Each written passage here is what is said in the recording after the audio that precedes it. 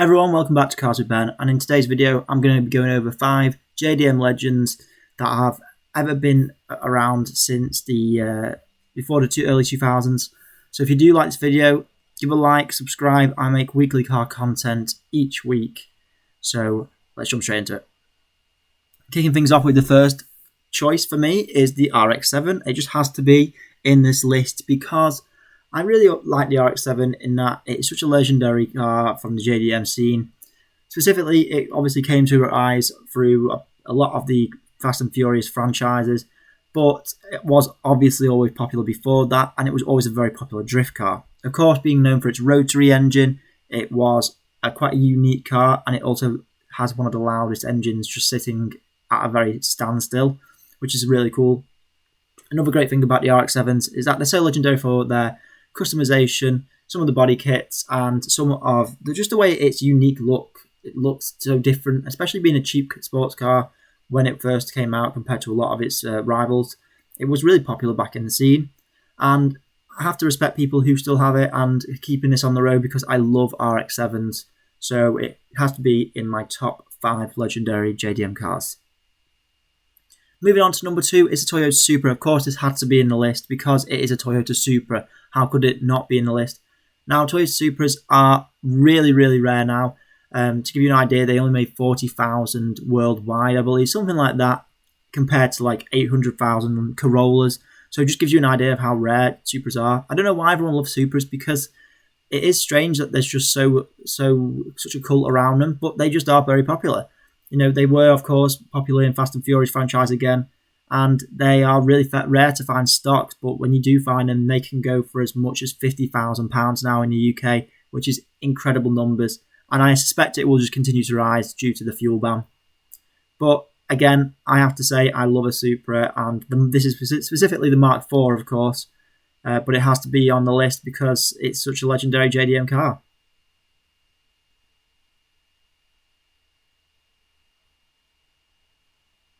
Moving on to number 3, and a slightly older car now, is the 1970s Datsun 240Z.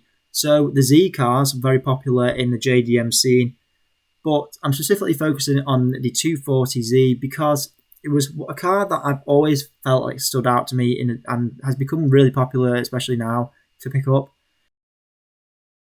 Based off a Jaguar E-Type actually, where Datsun, which is now Nissan, were able to make an affordable sports car. This came about in such a beautiful way, and I honestly think it's got its own good looks just as well. It's got a cool body kit, cool customization options, and now they're really rare to get hold of. And I absolutely love these cars.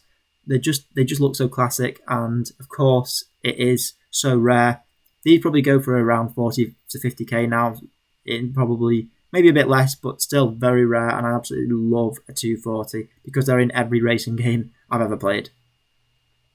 Coming in at number 4 is the Toyota AE86. Now, of course, this is related to the GT86, its older brother, but this is the legendary AE86, or Trueno, I believe it can be. I absolutely love these as well because they are probably one of the most famous Japanese car of all time. Being that is from the Initial D racing theme, I don't know why these became really that popular because it is strange that they did. You know, you wouldn't think it would be, but yeah, it just became such a popular and rare car. I've pretty much never seen one of these on the road, really. So being able to see one is an absolute luxury, and you're very lucky to see one.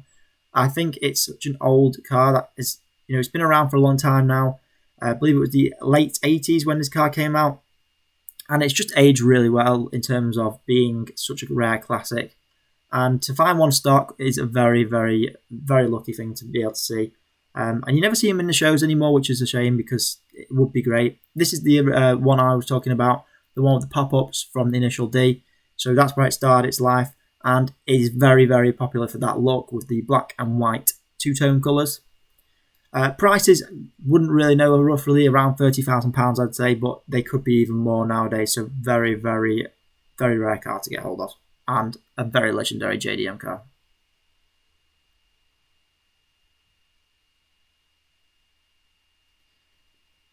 Coming in at number 5, and the final one I'm kind of thrown in two here, it's the GTR, but it's the R34 as well as the classic car from the original GTR days. I had to put both in because both are pretty epic. I think the original GTR is one of my favourite cars of all time. There's just something about this car that is so JDM and I love it. I believe it's called the Hakasuka, but they might have different variations of names. And this is again in every car racing game, so I love this car for that reason. It's so simple and so clean. And then obviously alongside that, we have the, how could I forget, the original beast of a JDM car, the legendary R34 GTR. For me, this has got to be the best one of them all, just because it just is. It's just a simple fact that everyone loves this one and everyone just knows this car. Even if you didn't know, I guess, cars in general, this is a JDM car that is very popular in the scene. Would be, you know, these are 100k now, so very, very expensive. Probably the best to last, really.